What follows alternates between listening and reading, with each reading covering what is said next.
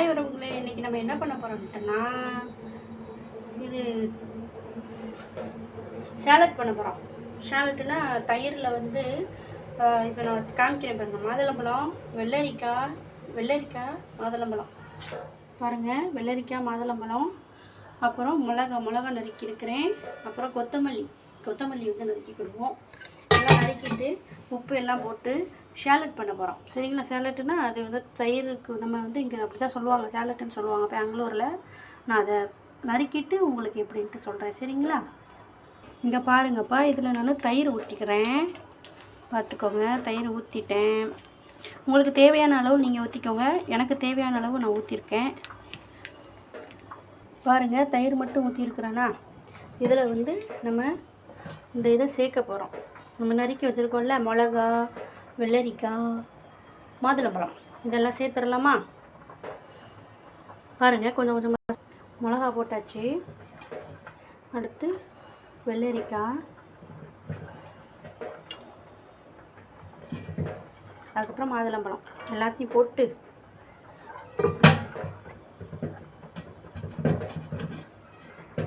பார்க்கவே நல்லா இருக்குல்ல? எப்படி இருக்குன்ட்டு பாருங்கள். இது ஒரு சில பேர் தயிர் பச்சடியாக ஏதோ சொல்லுவாங்க. நாங்கள் வந்து சேலட்டு, இங்கே பெங்களூரில் வந்து சேலட் அப்படின்னு சொல்லுவாங்க. இது வந்து வெயிட் லாஸ் பண்ணுறவங்க, அப்புறம் உடம்பு குளிர்ச்சியாக இருக்கும் இல்லையா, குளிர்ச்சியாக வைக்கணும். இப்போ வெக்க நேரம் இல்லையா, குளிர்ச்சியாக வைக்கிறதுக்கு வந்து இது வந்து உதவும்.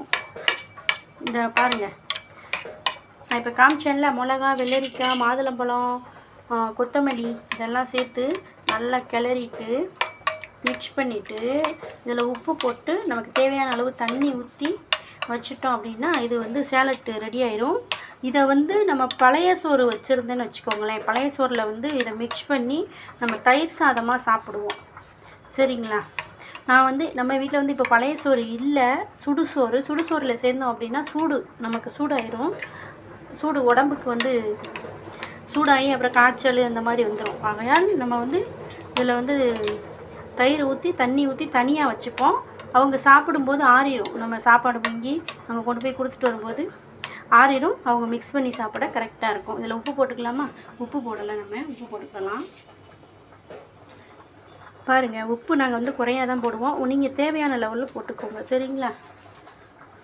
அதிகம் போட்டோம் அப்படின்னா சால்ட்டு இதாகிடும். அதிகமாகிடுச்சுன்னா சாப்பிட முடியாது. கம்மியாக இருந்துட்டால் கூட நம்ம போட்டுடலாம் உப்பை. ஆனால் அதிகமாகிடுச்சின்னு வச்சுக்கோங்க, நம்ம பண்ணதெல்லாம் வேஸ்ட்டாக போயிடும். அவ்வளோதான். இதுதாங்க சேலட்டு. பாருங்கள், தண்ணி ஊற்ற போகிறேன். நீங்கள் தண்ணி தேவையான லெவலில் வந்து ஊற்றிக்கோங்க, உங்களுக்கு தேவையான லெவலு. நாங்கள் வந்து எனக்கு தேவையான இது ஊற்றிட்டேன்.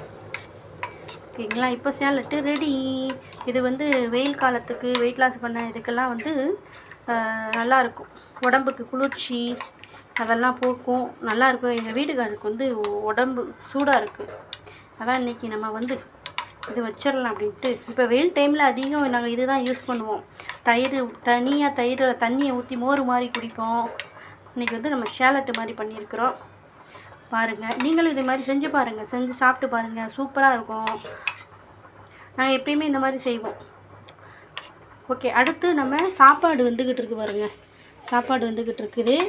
அப்புறம் நம்ம வந்து வாழைக்காய் வறுவல் பண்ண போகிறோம். வெளியில் வந்து காய வச்சுருக்கேன் வறுவலை. கொஞ்சம் ஈரப்பதமாக இருக்கா, காய வச்சுட்டு போடலான்ட்டு வச்சுருக்கேன். இருங்க, நம்ம வறுவல் பண்ணிடலாமா? அடுத்து இங்கே பாருங்கள், வாழைக்காய் வறுக்கிறதுக்கு வச்சுருக்கிறேன். சரிங்களா? அங்கே எண்ணெய் காஞ்சிக்கிட்டு இருக்குது சட்டியில்.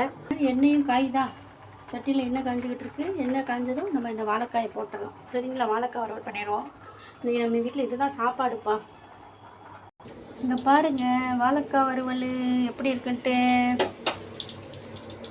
வறுத்தாச்சு வாழைக்காய் வறுவல். நம்ம வீட்டில் இன்றைக்கி இதுதான்ப்பா சமையல். வாங்க சாப்பிட்லாம். ஓகே உறவுகளே, இந்த விளாக் பிடிச்சிருந்தா லைக் பண்ணுங்கள், கமெண்ட் பண்ணுங்கள், ஷேர் பண்ணுங்கள். உங்கள் வீட்டில் இந்த மாதிரிலாம் பண்ணியிருக்கீங்களான்னு சொல்லுங்கள். சரிங்களா? பாய், see you.